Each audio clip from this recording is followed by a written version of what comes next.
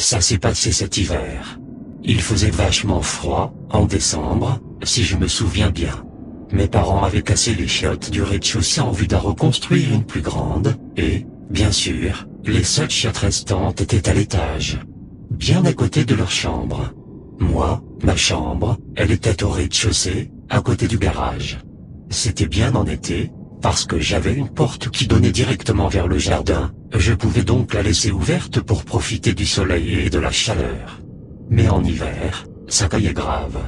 Pour en revenir à cette histoire de chiottes, j'avais la flemme de monter pour aller pisser, alors j'allais faire mon affaire dans le jardin, en passant par la porte citée précédemment.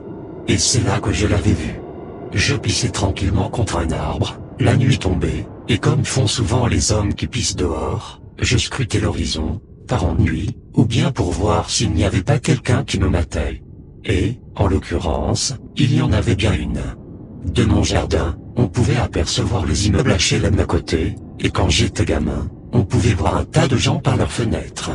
Maintenant, on ne peut plus voir grand monde, car l'immeuble est censé être vide. Mais il semblait que ce n'était pas le cas. Par la fenêtre, je pouvais apercevoir une femme, qui me regardait en souriant.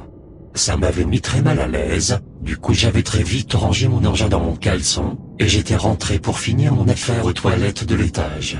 Le lendemain, j'étais rentré tard du boulot. C'était une semaine sans soleil, pour moi, et je partais avant son lever et je rentrais après qu'il se soit couché. Ma flemme n'avait pas changé depuis la veille, alors je suis allé vers mon arbre habituel pour me soulager, j'ai sorti mon attirail, et j'ai commencé à uriner. Je me suis alors souvenu de ma spectatrice d'hier, et j'ai tourné la tête vers les HLM voisins. Et, à ma surprise, elle était encore à la fenêtre, avec le même sourire que la veille. Cette fois, je n'ai pas pu tout remballer, car je venais à peine de commencer et je m'étais retenu depuis un moment. Alors, je me suis dit tant pis, et j'ai continué. Je me suis retenu de lui faire des doigts d'honneur au passage, parce que bon, dans l'histoire, c'est moi le crasseux qui va pisser dehors à la vue de tous. Même si cet immeuble est censé être vide, elle est chez elle et c'est à moi de ne pas lui déballer mon pénis sous le nez. Après avoir fini mon affaire, je suis parti en lui faisant un signe de la main, comme pour m'excuser. Ça ne s'est pas arrêté là pour autant. Durant la semaine, à chaque fois que je rentrais du boulot, j'allais faire mon petit pipi du soir sur mon arbre, et mon admiratrice était toujours là, avec son sourire. Au bout de quelques jours, j'ai pris ça pour de la drague. Peut-être que ce qu'elle voyait lui plaisait. Je me suis donc décidé à aller lui rendre visite, un soir, après être rentré. Elle était au 3e étage, et, selon ce que j'avais déduit, son appartement était celui au fond à droite. Comme je le pensais, l'immeuble était vide. Finalement arrivé au 3e étage, j'ai rapidement trouvé son appartement.